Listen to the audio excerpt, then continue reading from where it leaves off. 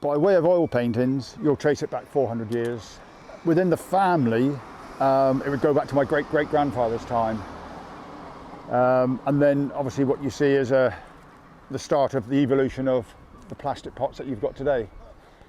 So yes, it would definitely go back to my great-great-grandfather's day, and possibly further, but unless my uncle there can tell me different, I don't know. I think it was definitely to my great-great-grandfather. So in the photo, what you're seeing there from left to right is my great-great-grandfather. Next to him in the middle would be my great-grandfather. Then on the far right is my grandfather. Obviously, and basically that would have been just behind me on the beach. When that photograph was taken, I mean, grandfather would have been probably in his 20s or 30s then, I would think. So it's quite a while ago. Yes, the photograph that you're looking at there now, that's my grandfather Walter Mears, basically mending pots on the beach. The making of the pots was back home. So that is mending the pots. What you're seeing in there is what basically I still do. You have a stick or two sticks. It's ideal then for tapping the actual binders up and down to get a more uniform shape. So if the crab or lobster or just wear and tear has taken out one of these, then effectively you just open up and then you just insert other withies to do the repairing of the damage. But that is my grandfather Walter on the beach. That goes back to 1958. That's in the back garden at Meadow Road, which was my grandparents' house and my uncle's house when they were growing up. That's the house I was born in. So that is definitely 1958 because that's my grandfather holding me sat on a crab pot. The start of my woes.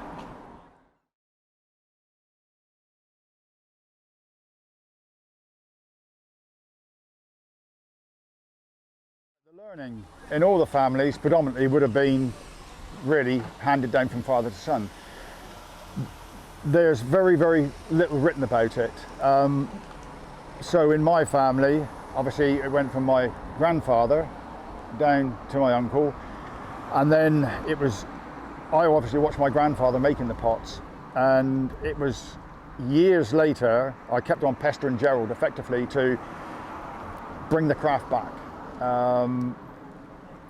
Reluctantly, Gerald said yes, and because it is hard work and it does take years of learning. So it is a case of you see, you follow, and you know, you would have started off perhaps doing the bottom, and then you'd have progressed up to doing the pot mouth, turning the pot down. I mean, my grandfather was obviously very, very proud of his pots for the shape of the pot, the condition of the pot. Would it have had any bearing on how the pot fished? Probably not, because there's pictures of Budleigh Beach, and a couple of the old boys were quite famous. Their pots literally would be leaning one way or the other, but the crab and lobster would still go in.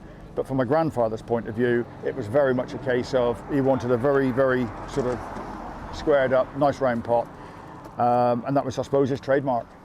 And it's something that I've obviously tried to carry on.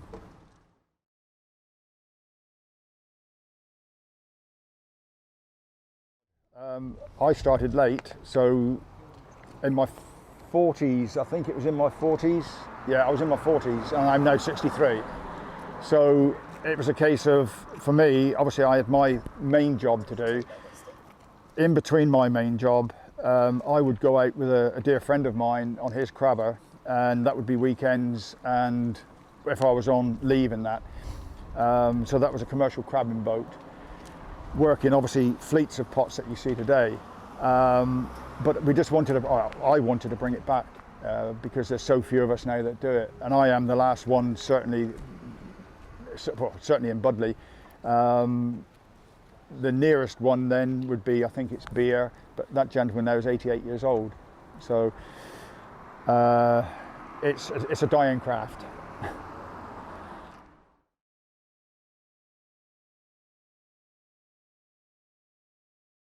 The East Devon, which I would then say is the Budleigh pot, you have variations, and certainly when the coastline was all fishing with this type of pot, there were regional and family differences, but the basic concept of the pot probably still stayed the same. The Cornish pot is very much unique to what it is. It's a very upswept mouth coming out from the mouth. Apart from East Devon, the big difference is I turn the pot from the middle outwards. Even when you go to Hope Cove and places like that, Cornwall, Dorset, they all turn from the outside and in. There's pros and cons for both ways, really. But this is very, very unique, certainly with Budleigh, and it would have followed perhaps into Exmouth and Sidmouth, and then it sort of peters out again. Quite why it went this way, I don't know. There's no written records, so it's hard to say. This is the way that I prefer, and it's the way that I've stuck with. Materials used will always be willow. So willow lends itself because obviously it's harvested late in the year when the leaves have dropped back and obviously the sap starts pulling back up through. There's probably 100 varieties of willow, but I'd stand to be corrected on that. They don't all lend themselves to doing this because of the way that we have to bend it here. Nearly all willow will form the frame of the pot, but it's this part, the way that I bend them in. So this is black maul. You can use Flanders red, but black maul has got I think a better bark on it. And even when soaked, which is what this pot has had to be soaked to make it work, it still remains very, very flexible. So yes, it's black maul willow.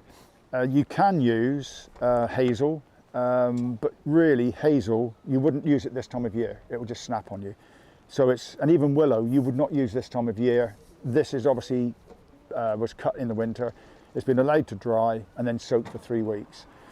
Hazel, you've got a very short span time of working with it, but it is good for working on the outer extremities here, but it won't take the sharp bends in here. And it's also good for putting in the extras on the side of the pot where you would tie the pot off. So you can use hazel, but hazel really is for the outer extremities. The Cornish also use hazel for knocking through on what they call a bottom stick. And that's just a way of tying up the hole, which will always happen with that way. When you work from the outside in, you will always get a hole in the middle. And there's certain things you can do to tidy that up, but if you put a bottom stick in, it just adds that brace. Always the winter months. Effectively, when the leaves start to drop and they can get on the wetlands, so they will drain the wetlands down. When they can get on there, they will harvest. This year, it was a late one. It's all down to the weather patterns. I mean, we would have been, as a family, making them January, February, March, ready to get in the water. But I didn't get this willow this year because of the harvesting until I think it was mid-February. That worked well for me because it meant that I had a longer span to work with. Typically when it's cut, the colder the weather, the better. It goes in my garage. And then I've certainly got 3 months, 8 to 10 weeks where I can still work it as green willow.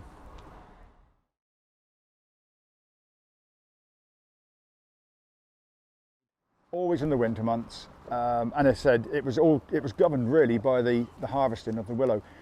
So if it was harvested in the November, December, that's when the willow came down. If it was harvested late December, early January, that's when the willow would come down. It was all down to the harvesting and the conditions. So a few years ago up in Somerset, obviously they became very, very famous up there because of the floods. And then obviously the dredging of the rivers up there. During that period, it was a very, very late harvest because they literally couldn't get in. The fields were just too full of water. The downside to that is if the willow is standing in stagnant water, it doesn't like that. It loves water, but it doesn't want stagnant water. So it does vary according to the winter. If you get a really, really cold sort of October, November time, fantastic, because then I can get the willow in December.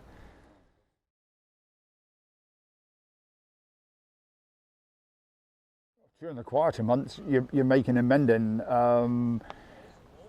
I think Gerald would have to answer that one. Take a job in the winter if it's a bad summer. Yeah. So basically, you could be turning to whatever you could do. A lot of it, as I said, with me in Meadow Road, the shed out the back, there was the nets in there. So for grandfather, you're mending, you're making. Then there could be a bit of gardening to do. I mean, certainly a lot of the areas, so up around here, obviously there's a lot of farms, so you may have to turn your hand to just doing a bit of manual labour on the farms. That is another typical thing down into Cornwall. A lot of the fishermen down there, if they get a bad winter, or it's a bad summer, they will go on the fields picking, doing really whatever they can do. So yes, you turn your hand to whatever you can, but you pray you don't have to.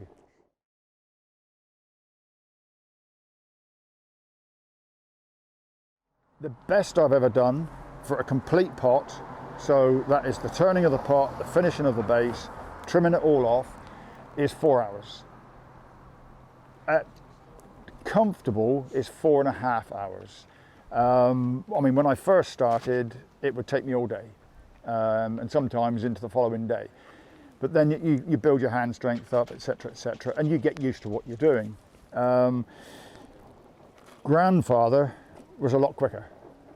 But then what he was doing was turning the frame down, and then Gerald and Jeffrey would turn the bottoms in. But I think I'm right in saying they could never catch him up. No, you do 4 a day. He would turn 4 pots down a day.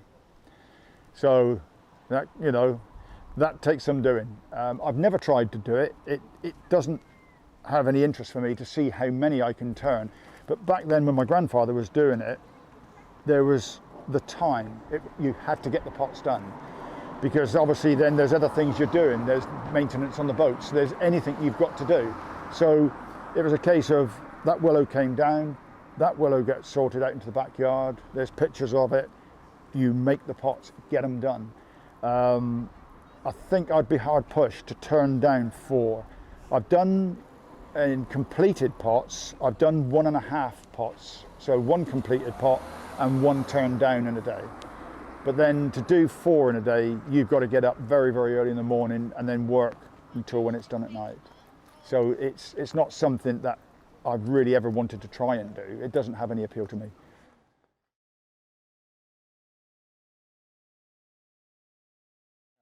From my family's point of view, the making of the pots, or how many pots were made in the season, would be 40 at the start of each season. If you were lucky, you would have carried over some of the pots from the previous season.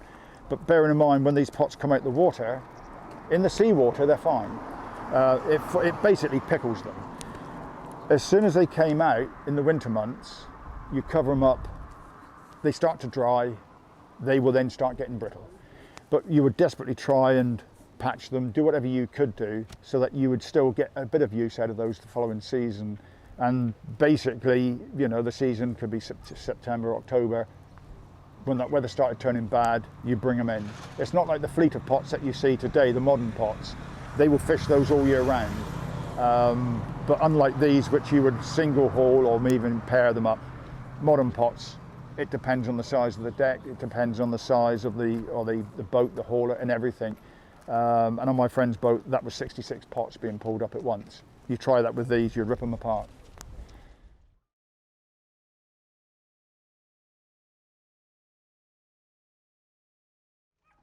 I get asked about how long do they last, the lifespan of a pot. It really depends on where they're being fished. If you're fishing close to rocks, you're going to get a lot more wear and tear. If they're up near the coral beds and they rub in, they're going to get a lot more wear and tear. If you're lucky, you will get a season and a bit out of them, and then you're repairing them in between that. So you might be able to do a limited repair on the boat by taking some soaked withies with you.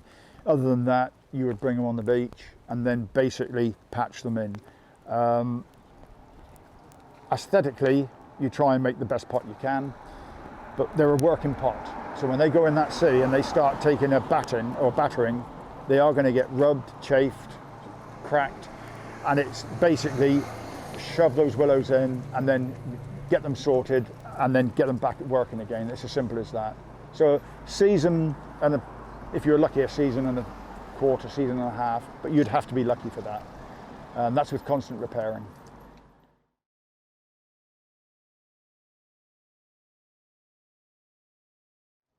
The actual fishing of any pot, and certainly when you're talking about inshore fishing, boat fishing off the beach, you are totally governed by the seasons and the weather.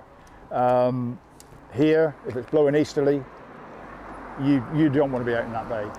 In the winter months, the seas here can get quite naughty. So again, it really depends on where you're located. But all fishing, well, nearly all fishing that was over coastal and off the beaches, you were totally governed by the season, the weather, etc. The bigger boats today, they can punch any weather they like, within reason.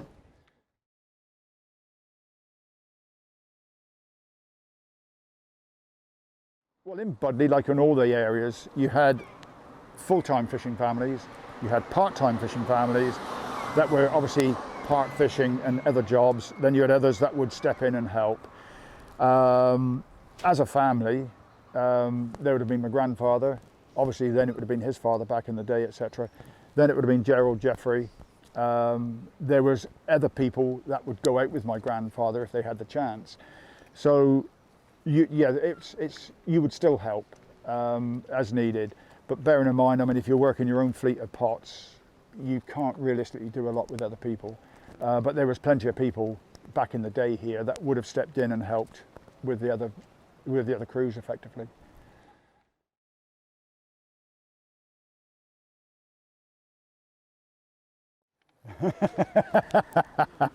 Well, any interest in family stories? Well, yeah, my uncle sat to my left here, so I've got to be very careful what I say.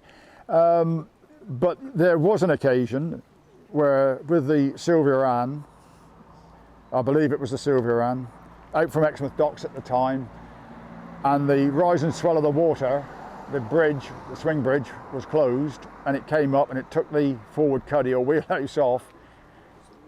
Oh, that was the Mike. Sorry, it was the Mike after wheelhouse, and it took it right off the back end of the boat and into the dock. And a quick patch-up job was done, but they never said nothing to my grandfather until he went out and couldn't understand why the wheelhouse was wobbling from left to right. Then there was an occasion, a certain member of the family decided to put up a coat to act as a sail. Now, if you put a coat up by putting up the oars or whatever you want to rig it up with, it is a sign of distress, because basically it means your sail's gone, your paddles are gone, and you're in need of trouble, or you're in need of help. Eh? No, I've got the voice in the background here. No, he didn't know, but he thought it was a good idea because they were getting a bit tired on the paddles. So it was a case of putting up the coat, and that was good news, that was. But the trouble was that got seen from the shoreline, so then you prompt a rescue. So, I mean, back in the day, I mean, it nearly cost me my life as a child, because the winter of '63, obviously that was a terrible winter. That is on record. You see all the old films about it. Well, the froth coming up the beach, it was freezing on the beach. So where you've got the river down there, and you've seen the pictures obviously of where the boats were being pushed up, that whole area froze solid. 63, I was 5 years old, so me and my best mate at the time, we used to go down there skating. I mean, nowadays child welfare would have taken you away from your parents for doing that. But it was during the thaw, and it was at the March period, and we were down near the boats, and the ice cracked. I went through, and I went down under, came up underneath ice. My mate Roger then grabbed hold of me, but then he came in the water. Somehow we got out, scrabbling out, and there was an old boy down in the car park, and he saw it. He came down. Well, of course, back in those days, you were always told don't go with strangers and all the rest of it. So we tried running away, but you couldn't run, you were frozen solid. He put a blanket on us, bundled us in the car, and took us home, and that was tin bath in front of the fire to thaw us out. But yes, that winter nearly cost me my life. So I've got a great respect for ice now.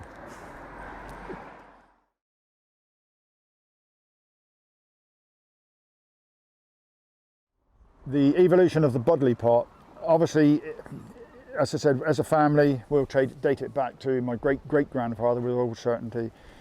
The style of the pot is what you're seeing here now. It is very, very typical Budleigh. On the top of the mouth, it tends to be fairly flat, and then obviously it wants to curve down gently on the shoulders, down towards the base. This style stuck with Budleigh, and certainly in with Sidmouth as well. The only change from that came, and it certainly came, was because of the the length of time it takes to make them. There is an annual cost involved for buying the willow. So back in obviously Gerald's day, it was a case of looking at a simplified version, which was made out of boxwood, I think it was, wasn't it, Gerald? Elm. So you made typically what was a parlour pot, but you still had the willow pot mouth in it. So that was the start of then the transition from these into your parlour pots or creels as you see them. And then the simple trapdoor was made because whelks were always a problem. So if the whelks got in, trying to get them out through a pot mouth was always, and it would still be a problem in these. So if you have a simple trapdoor, you shake them out. From that, you had a sort of a wire-framed, simplified version of this, but you still needed a willow pot mouth. After that became what you're seeing now, which is generically like the pots sort of just behind me, which are predominantly like plastic. You would have a plastic funnel, and then they're netted, typically double netted. So this, although it's a withy pot, it's an inkwell pot effectively. So it's an inkwell pot. So this was the foundation for all of the pots that you see today, be it inkwells or creels, parlour pots. This was where it all started.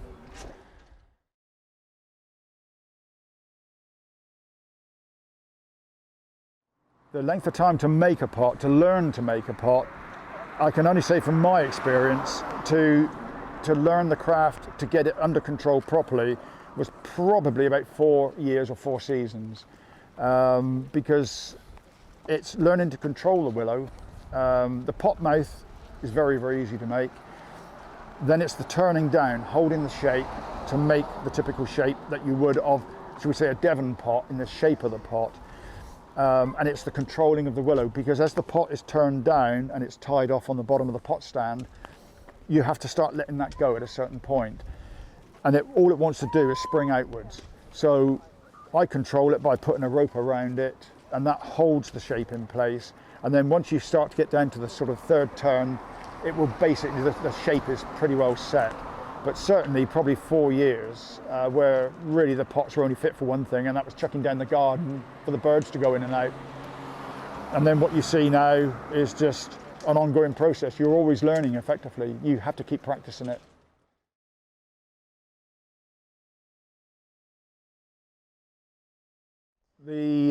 Are the pots used now for interior design, decorations? Absolutely yes. The largest sector now for these pots, whether it's the full-size ones tend to be used in restaurants. There is a smaller version of this one up in a West End restaurant up in London, obviously. They can become garden features, wall hangers for the big ones. I also make the smaller ones, which are purely decorative. They will sit either in the lounge, conservatory, on a wall. Recently I had a commissioned order for a large pot and a small one to go up into North Devon, up into a farm shop. So typically that's where it goes. The end of this year and going into next year, these pots will be getting commercially fished big time. There's a lady that obviously came to me years ago now, Sarah Reddy. She's learnt to make them, and basically I've done a few for her for this year. They're now being trialled, evaluated by the fisheries people, because effectively they are totally biodegradable. There's no contamination. They come from the land, they go back to the land or back to the seabed. They will just turn to dust if they get shot away. But they do certainly. I've been asked, can I make lampshades? I could, but I won't, because it's not treated. And I've had to say to people, if it's going to go near a heat source, I can't be responsible for that. So as soon as I hear that, I've been asked, can I make 4 identical ones to put a glass tabletop on? I could, but I won't, because as the willow dries, it will shrink again, and then it will start getting slack. And as soon as you put anything heavy on the top, it's going to wobble. So you have to respect what it is. It was never designed as an ornamental feature. It is designed for one thing, and that's working. But they can be used for obviously a multitude of other things, decoratively wise.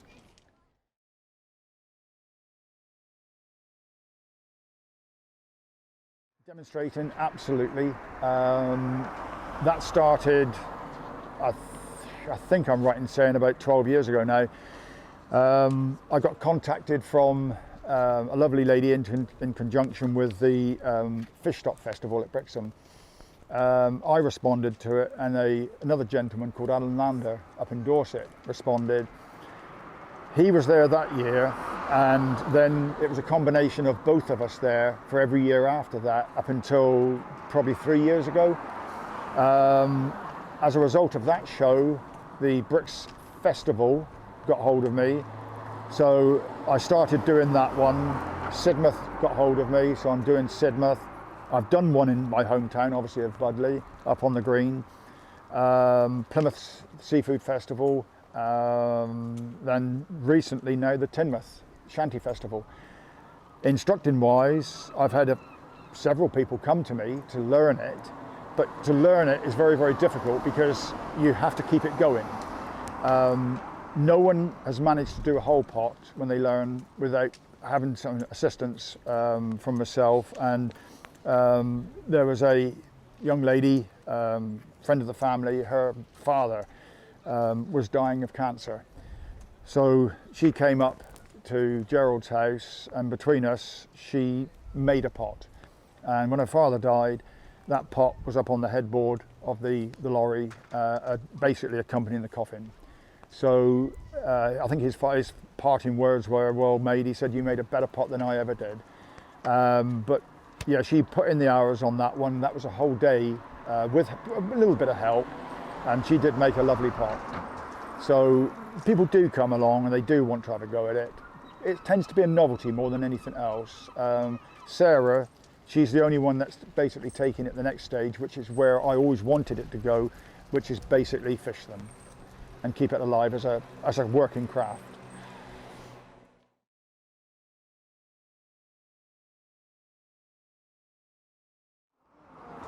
Why do I keep the craft alive? Why do I think it needs to be saved? I think with a lot of the heritage crafts, what people are calling heritage crafts now, which were really rural crafts, etc., I wanted to keep it alive because once it's gone, and there's so few of us that do this craft, it would be very, very difficult to learn it from a book.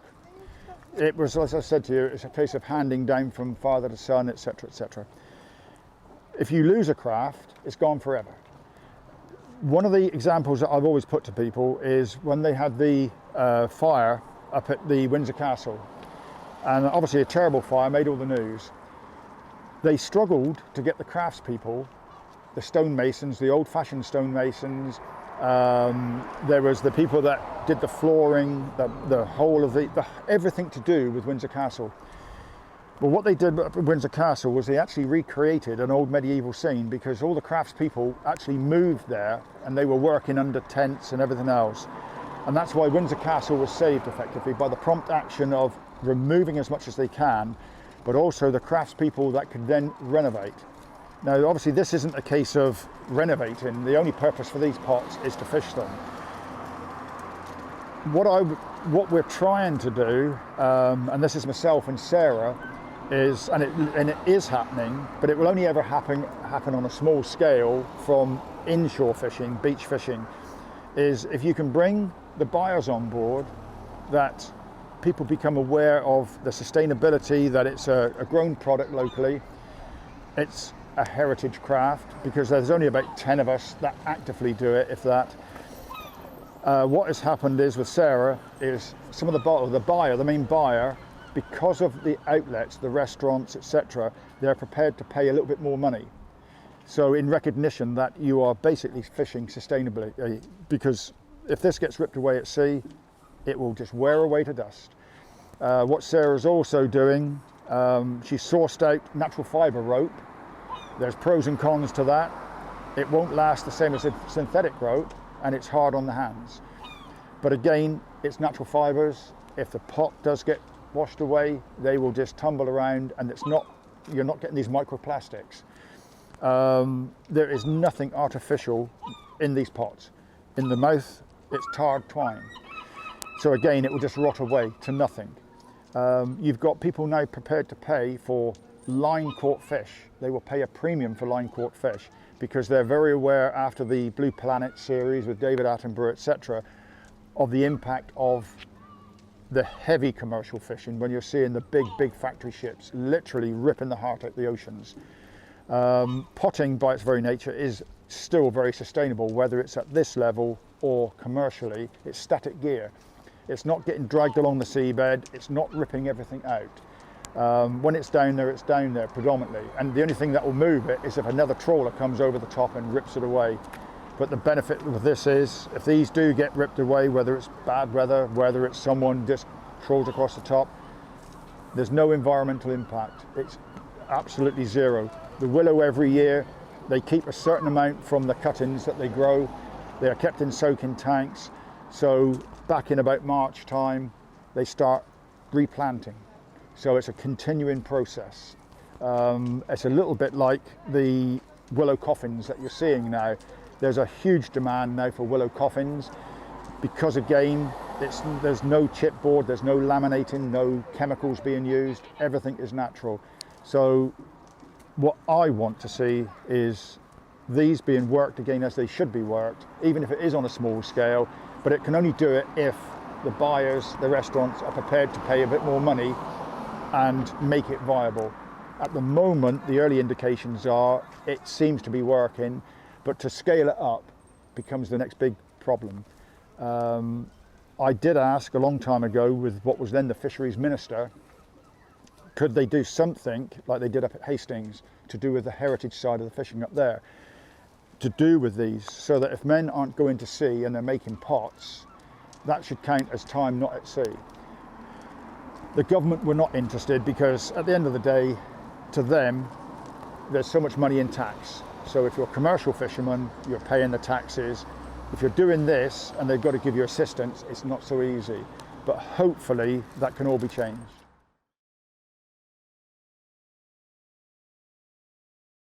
The only way it can be saved is by people taking it up. The difficulty is if you just want to make a crab pot or a withy pot, generically that's all they were ever called, withy pots, it's no good learning the craft if you don't have an outlet. Otherwise your back garden is just going to get quite chocked with crab pots.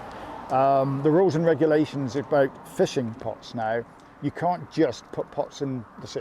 You've got to have a license, whether you are just doing it as a family to feed yourself or commercially. So there's a very restricted market for these pots, other than a few for the restaurants, as I've said before, or like Sarah's doing now, working these pots. She works them in close to the rocks. They're targeting lobsters because they're getting the better price, which is guaranteed because they're using these withy pots. So the ultimate aim has got to be, if you can encourage more people to work these pots, and they're going to get, it ultimately needs the better prices being paid to encourage you to spend the time into making these pots. Then I think it is viable, but probably only viable for a small number of people.